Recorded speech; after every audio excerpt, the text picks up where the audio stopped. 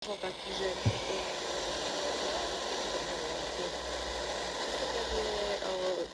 to mamina, a ktorá je prekvapená, že to dieťa pozná pojem Sephora Kids, aj keď u nás tá Sephora vlastne nie je.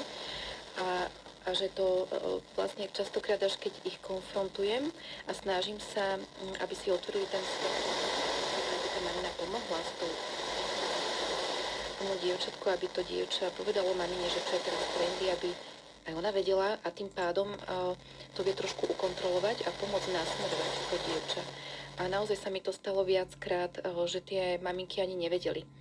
A máme málo času v dnešnej dobe, nestíhame si všetko všímať, ale toto obdobie toho dospievania